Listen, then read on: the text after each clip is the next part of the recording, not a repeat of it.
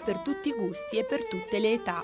Una formula che per l'Istituto Musicale Veneto Città di Tiene, forte dei suoi 500 iscritti, si è rivelata vincente. Un'intuizione nata qualche anno fa. Direttore, quando è nato l'Istituto Musicale Veneto Città di Tiene? È nato circa 40 anni fa, tuttavia diciamo che negli ultimi 12-13 anni ha subito un forte incremento nella quantità e nella qualità, dovuto anche a un input diverso che avevamo avuto dal Comune di Tiene, che è il nostro, come dire, con cui abbiamo i rapporti di eccellenza, secondo il quale dovevamo aprirci molto anche alla musica moderna e non solo alla musica classica.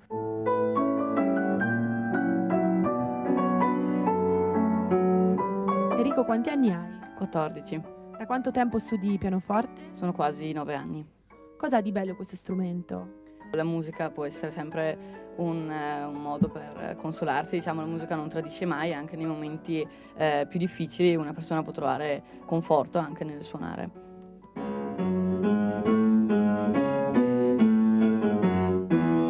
Maestro, c'è un'età migliore per iniziare a studiare uno strumento?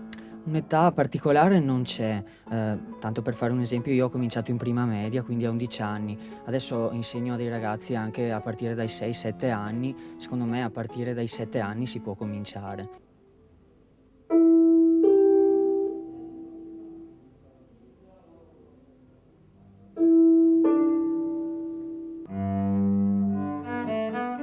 In molti casi è la famiglia a indirizzare i più giovani, poi l'amore per lo strumento prende il sopravvento. Alberto, a che età hai iniziato a suonare il violoncello?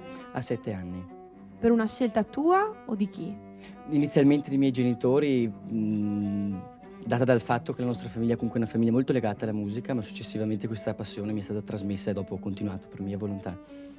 Cos'ha il violoncello in più rispetto agli altri strumenti?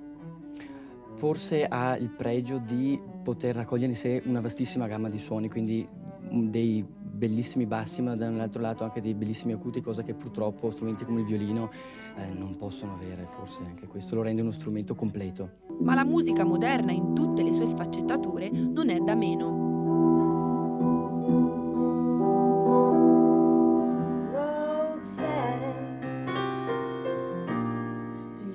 E soprattutto è diventato un mezzo per far riavvicinare tanti allo studio di uno strumento. Ci sono molti allievi, studenti allievi, ci tengono anche a dire ai loro stessi che sono allievi, sono pensionati e vengono recuperando, secondo noi, quello che magari non hanno fatto bene in gioventù.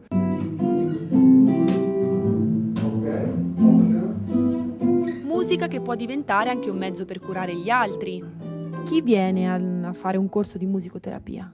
La richiesta è molto varia, abbiamo figure professionali come gli educatori, insegnanti, musicisti, naturalmente tutte persone che devono avere una buona attitudine alla relazione d'aiuto e al disagio psicofisico. E lo scopo principale del corso qual è? La qualificazione professionale in questa materia, questa disciplina è la musicoterapia in ambito riabilitativo, preventivo e terapeutico.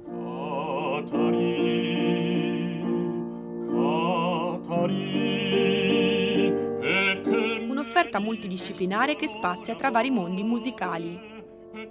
Quali sono i costi per un corso base? Diciamo che grazie all'aiuto del Comune di Tiene possiamo dare dei corsi anche dai 60 euro mensili in su, tenendo conto che si tratta sempre di lezioni individuali, che vi è compreso, diciamo, nel prezzo anche la cultura musicale generale, il solfeggio prima, l'armonia, la storia della musica. Un luogo dove scoprire il piacere di suonare per chi vuole mettersi in gioco e che, per qualcuno, diventa un'occasione professionale.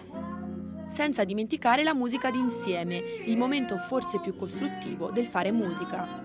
Dopo i primi mesi dell'anno prendono forma in musica i corsi di musica d'insieme, l'orchestra da camera che trova nella bellezza dello stare insieme, forse è la cosa più bella della musica.